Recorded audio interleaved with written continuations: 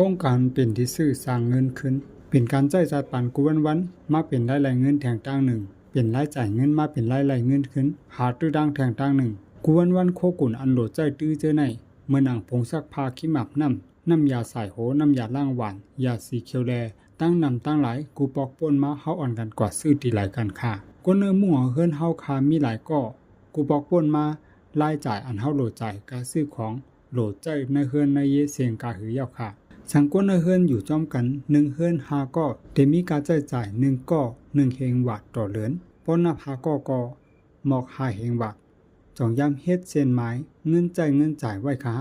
ป้อมยามเฮ็ดเดจำนับดอกนี่ค่ะป้อ1เดือนมีการจ่าย5เฮงบาทในจึง1ปีมี12เดือน5เฮงคูณ12เดือนเป็นเงิน 60,000 บาท1ปี 60,000 บาท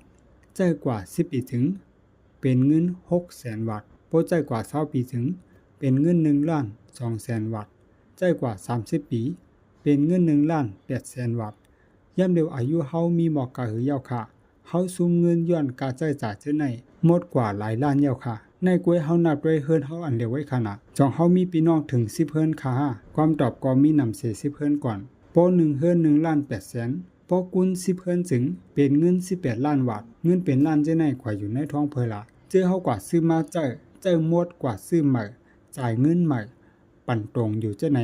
ลายโจกวนมายาวค่ะพวกว่าซื้อตีล้านเจ้านั้นยามไรขันย่อมอยู่ค่ะแน่ 15-20% ยามไรเงินปั่นผลขึ้นรายเดือนอยู่ค่ะแน่จองเขามีจันตันเฮงปัน5ยามมีกองตื้นแหล่เมืองแลกองตื้นกาเจ้าไหนปันอยู่ค่ะแน่เขามีอมวยตกปันดุกปันลานอยู่ค่ะแน่ความดอกกออำยามมีสั่งเสียนซ้ำย้อนสั่งในเฮาดึกโลกว่าซื้อที่เขาอยู่ค่ะล่ะความดอกกว่ามันจำเป็นโหลดใจตื้อนั่นเย้าเฮาเฮ็ดทางกวยเฮาอำไดเฮายำฮู้กันอยู่ค่ะย้อนสั่งเฮากว่าซื้อดีลั่นเจ้านั้นเฮาอำยำไรสังค่าเขาก็อำยำฮู้มาเหมือนกันตึกหามาฮู้มือฮู้จักสุเรียนในก้อยค่ะในโลกาดเก่าเฮาคาเป็นก้นกินใจเพราะเฮาคากว่าซื้อยาสีเขียวมา1หลอดยาสีเขียว1หลอดนั้นตัวอย่างกาคันมัน1ปากบาทหรือ1ปากเปอร์เซ็นต์กาตื้นล่างของโครงการเป็น40บาทหรือ 40% กวยกาย้อนสั่งเฮาซ้ำไรอ่อนกันจ่าย1ปากบาทหรือ1ปากเปอร์เซ็นต์เต็มๆค่ะล่ะโคกุนในมีดีมาจังไหนค่ะโรงงานเฮ็ดออกยอดได้สูงกว่าเป็นภายจัดขายก็โฮมกล้าขายแทง 15% ยังอำไปยาวโคกุนอันเอามาขายบ่กุนซื้ออำฮู้จักก็ขายอำไรแต่เลยจ้างสื่อปืนเผาก่อนเมื่อผ่านมือสื่อยาวเขาออนโฮมกาจ่ายเพิ่มแทง 20% ยังอำไปยาวผ่านการขายส่งแทง 15% ผ่านมือก้นขายปีกแทง 10% มาถึงตัวเฮาก็1ปากเปอร์เซ็นต์หลีๆยาวค่ะเฮาได้หันว่าโคกุนในผ่านโปกาก้นกลางเจในมา 60% อันเฮาคาจ่ายปันดักโคกุนผ่านมือก้นกลางในมาตั้งหึงยาวอำยำฮู้สิปอกลองในเฮาญาเจ้าตื้นล่างหลงเอาเป้ปุนเฮามาตัดเสจองมันเดลีคาหือสั่งเฮาซื้อโคกุนอันลูกดีโรงงานมากำซื้อรวยโคกุนอำผ่านมือก้นกลางในจึงเตรียมรายจ่ายเงินกาผ่านมือก้นกลาง60% แทงแลเฮาก็มี 60% มาใส่ในท้องเจ้าเก่าจ่องเดลีค่ะหือเพราะมันดีในจึงเมื่อในเฮามาฮู้จักล็อกอัดใหม่ MLM เป็นล็อกอัดใหม่หลายจั่นลูกดีกลุ่มนี่สุเรนขายโคกุนเหมือนล้านกูเจอเหตุการณ์ค้าขายถูกแม่นจอมปักเปิงจึงเมืองเหมือนป้ายมักมีกูเจอนั่นเย้ากุยกาเปิงกันตีล็อกไล่เฮ็ดป้ายมักมีเฮ็ดป้ายมักมีเป็นเปิงผังการป้ายมักมีเครือข่ายซื้อขายสุเรนมีโครงการเฮ็ดดอกโคกุนหางกวยแลนำเอาโคกุนมากล้าขายดอกก้นกินใจหางกวยอำได้ผ่านมือก้นกลางสุเรนมีการเฮ็ดการโฮมกัน3ฝ่าย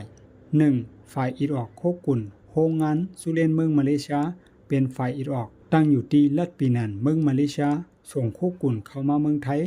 2. สุเรนเมืองไทยมีสึ่งใหญ่ไว้โคกุนที่อำเภอบางบัวทองมีร้านกิ่งแพกูตีกูเบียงในเมืองไทยก้นกินใจซื้อรายง่ายเด้ๆ 3. เป็นฝ่ายเครือข่ายก็เป็นเจ้าเฮาคาในนาตีเจ้าเฮาคาก็เป็นตีจ่ายย้ายตีซื้อเป็นอันเฮาเฮ็ดกูวันมาเป็นการงานเฮาขึ้น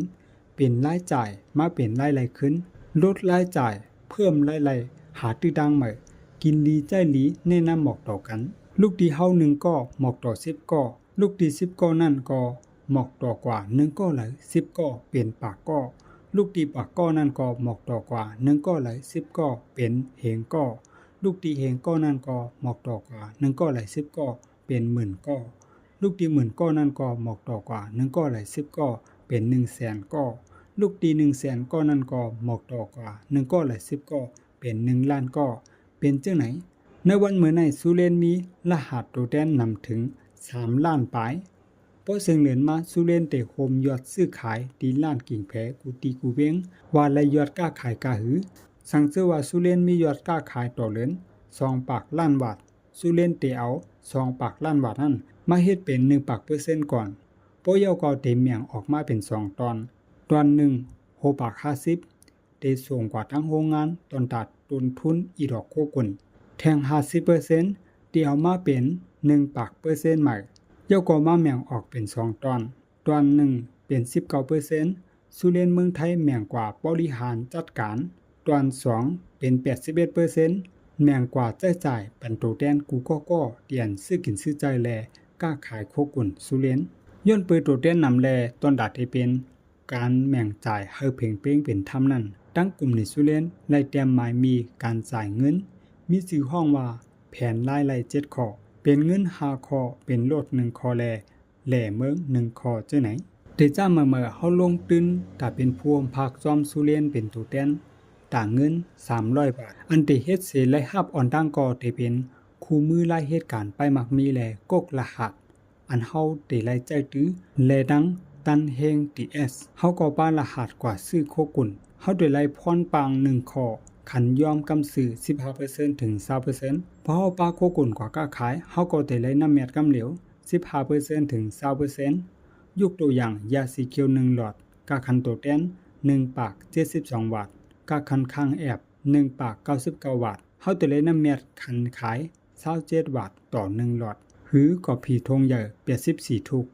กาคันโตแตน1เหง1ปาก31 บาทกาคันข้างถง1เหง3ปาก11 บาทน้ำเมียดการขาย1ปาก73 บาทเลขโคกุนกูอันเฮาซื้อกว่าเตมีแต้มจอมยาสีเขียว1หลอดเตมี9แต้มก็ผีทงใหญ่เตมี66แต้มแต้มโคกุนเจ้าในกลุ่มนี้เตมาเก็บหอมตอมตากระจายปันเฮาคาเป็นข้อที่2โปนนัดจอมตังใกล้5ถึง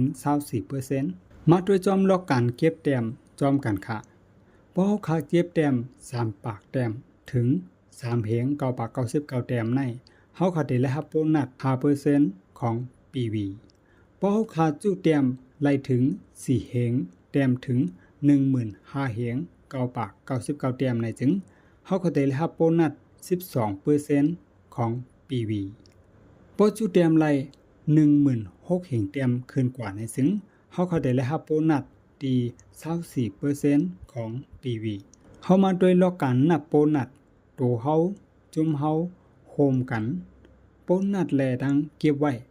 ตั้งกลุ่มนี้ในมีหมายมีไว้ว่าเผอก่อนใครรับโบนัสตั้งกลุ่มนี้แต่เลยมีผลงานส่วนโต3ปากแต้ม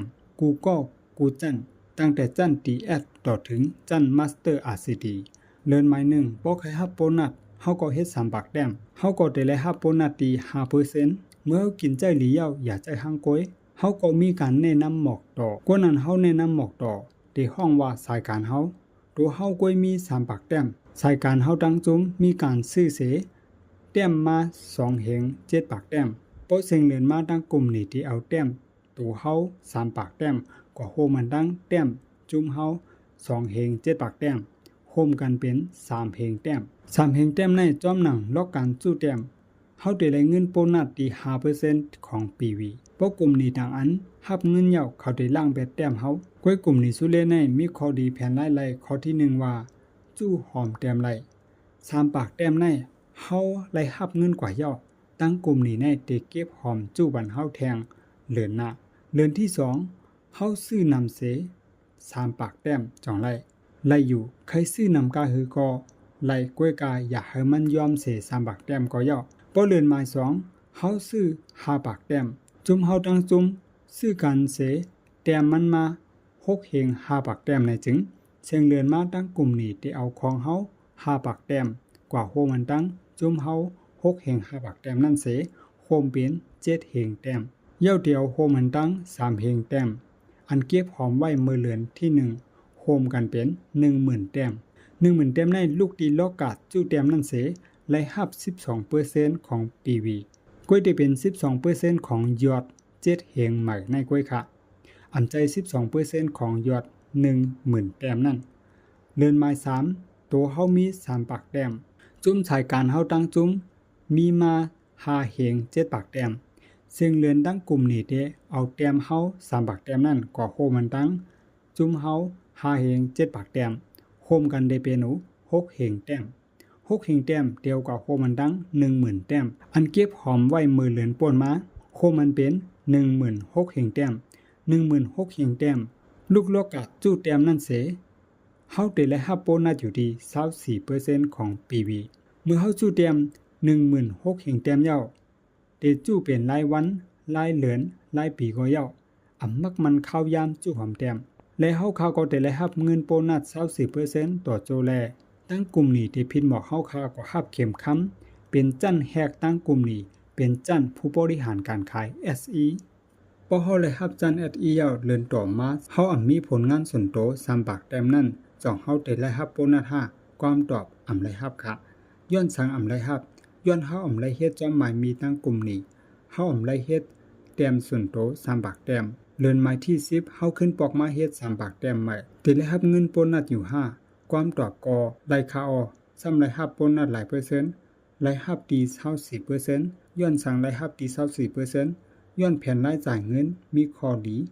ข้อที่3บอกว่าจั่นขึ้นยาวตกเมื่อรับแต่งตั้งเป็น SE ผ่านแห้งขายจอมหนังตั้งกลุ่มนี้วางไว้ยาวเฮาได้รับโบนัสข้อที่3เพิ่มขึ้นเป็นโบนัสกลุ่มสายงาน 15% ลูกดีแห้งซื้อขายไปมักมีโฮมกันตั้งจึงเมืองไทยเมื่อเฮาเป็น SE ไลด้วยการสู้หอมแต้มสายการเฮาเฮาแนะนำมานั่นก็เป็น SE ไลเฮาเป็น SE จุ่มเฮาเป็น SE 1สายการผ่านยอดตั้งกลุ่มนี้ตามวางไว้เฮาได้ไล่ค่ายจั่นลูกดี SE เป็น SSE ได้ไล่รับจั่นโบนัสข้อที่4เพิ่มขึ้นโบนัสพึกพรผู้นำ 30% เมื่อก้นก็หมาย1เป็น SE ไลก้นก็ที่2ก็เป็น SE ไลเพราะเฮามีจุ่มเฮาเป็น SE 2สายการซึ่งผ่านยอดตั้งกลุ่มนี้ตามวางไว้เฮาได้ไล่ค่ายจั่นเฮาขึ้นลูกดี SSE เป็น SM ผู้จัดการขายได้ไล่รับโบนัสข้อที่4เหมือน SSE กล้วยกาพอจั่นขึ้นก็โบนัสก็ขึ้นจอมเหมือนกัน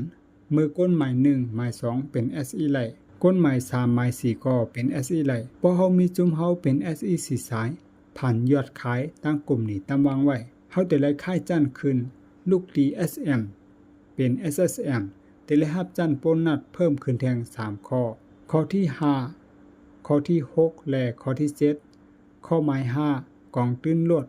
7% ลดเป็นจื้อเฮาใจลดจอมจั่นมีเงินไขอยู่2เงินไขกาคันลดเตรียมไล่เตรียมเส750,000 บาทกาผ่อนจ่ายลดอย่าให้ป้นเส 80,000 บาทต่อเดือนกาคันลดกาคือก็โฮมเพิ่มแทง 20% เป็นการลุ่มละรักษาลดข้อหมาย6โบนัสจั่นเสียงมันกึม 5% ข้อในเป็นเงินจอมหนังจั่นทานข้อหมาย7แหล่นอกเมือง2ตีนังเฮ็ดก็เหลวไล่กว่า2ก็โดเป็นคือเฮือนเหลวกันเมื่อก้นก็หมาย3หมาย4เป็น SE ก้นหมาย5และหมาย6ก็เป็น SE ไลพอเฮามี SE 6สายการผ่านยอดตั้งกลุ่มนี้ตามวางไว้เฮาได้ค่ายจั่นขึ้นกว่าลูกดี SSM เป็น DSM ได้รับจั่นโบนัสตั้งหมด7ข้อจั่นเพิ่มขึ้นเงินก็เพิ่มขึ้นบ่มีสายการ8สายการเป็น SE 6สายการเป็น SM 2สายการผ่านยอดจอมตั้งกลุ่มนี้มักมันตามวางไว้เฮาได้ไล่ค่ายจั่นขึ้นกว่าเป็น CDM และรับเงินโบนัสตั้งหมด7ข้อจั่นเพิ่มขึ้นเงินก็เพิ่มขึ้นเพราะเฮามีสายการ10สายการเป็น SE 6สายการเป็น SM 4สายการผ่านยอดขายตั้งกลุ่มนี้ตามวางไว้เฮาได้ไล่ค่ายจั่นขึ้นกว่าเป็น RCM และรับเงินโบนัสเพิ่มขึ้น7ข้อจั่นเพิ่มขึ้นก็ไล่เพิ่มขึ้นเพราะมีสายการ12สายการ SE 4สายการ SM 8สายการผ่านยอดขายตั้งกลุ่มนี้ตามวางไว้เฮาขาดแต่ไล่ค่ายจั่นขึ้นกว่าเป็น RCD เพราะมีสายการ15สายการเป็น SM 15สายการผ่านยอดตั้งกลุ่มนี้ตามวางไว้เฮาแต่ไล่ค่ายจั่นขึ้นกว่าเป็น Master RCD และรับเงินโบนัสตั้งหมด7ข้อจั่นเพิ่มขึ้นก็เงินก็เพิ่มขึ้นค่ะ ต่อกว่าในเฮามาด้วยข้อดีของแผนไล่ไล่ข้อหมาย4เป็นทำแลป้นกันไล่มันก็ได้เว้นว่าอำเฮ็ดหล่อสุเลนกวนมาภายหลังซุ่มปุ่นกวนมาก่อนเฮ็ดเย้าแม่ทีมมักมีก้อยดีเต้ๆมันได้แผนไล่ไล่ของสุเลนในเป็นทำแลป้นกันไล่ตัวอย่างใจกวนกว่าโจใจมอนมาใจมอนซ้ำใกล้เหตุการณ์เสใจกวนไหนถึงใจมอนสร้างสายงานอันเป็น SE ไล่ตั้งหมด6สายกวยใจกวนซ้ำมีสายการ1สายใจกวนเป็น SSE และรับเงินโบนัส4ข้อกวยใจมอนซ้ำมีสายการอันผ่านยอดขายใจมอนมีจัน DSM และโบนัสตั้งหมด7ข้อจันสูงกว่าก็ไล่นำกว่าย้อนนั้นมันนำลำลองว่าเผามาก่อนเผามาภายหลังกวยลำลองตีว่าข้อดีของแผนไล่ไล่ข้อที่5อ้นเป็นอมวยไล่ตัวอย่างมีก้น4ก้อเป็นอ้อยก้อกันมีหมอยามีอินจิเนียร์มีผู้ใหญ่ก้นหลวงมี DSM ของตั้งสุเลน4ก้อในมีวันหนึ่งเขาออกตั้งกว่าเลยนอกเมืองจอมกันเสเป็นเพกึ่งกลางลู่เซงกว่าจอมตั้ง4ก้อในหมอยาอินจิเนียร์ผู้ใหญ่ก้นหลวงและตั้งไดมอนด์ของสุเลนลู่หายตายกว่าใน4ก้อในหมอยาอินจิเนียร์ผู้ใหญ่ก้นหลวงจองเขาจังส่งอ้นอมวยปันดุเขาความตอบก็ว่าอ่ำไล่ย้อนสังอ่ำไล่ความตอบก็ว่าไม่มีอ่ำฮับห้องปะก้วยกาตา DSM ไดมอนด์ของนายสุเลนมอบอมวยปันดุปันดานไล่อยู่ความตอบก็ไล่อยู่เฮ็ดสังซ้ำไล่ล่ะย้อนแผนไล่จ่ายของสุเลนนั่นมีปาไว้ว่าไม่มีกฎหมายขายตรงฮับห้องไว้จังมอบอ้นอมวยปันเจอคือไล่มีตัวอย่างเฮอหันไล่ก็กำลิ้นข้อดีของแผนไล่ข้อที่6ก็เป็นเงินไหลเข้าอำถาด Passive Income ตัวอย่างมือสร้างเครือข่ายก้นกินใจซ้ำๆไล่นำหลายเย้าเขาซื้อกินซื้อใจไล่พรปางเป็น 81% เขาอ่ำกึดซื้อเมื่อเขาอ่ำกึดซื้อก็เฮ็ดให้เฮามีรายไหลเข้ามาทับกันมีรายไหลเป็น Passive Income กึดไหลลือไหลกวยไหลอ่ำกึดเฮ็ดไหลกูก็ขาให้ออกมางกูก็ขา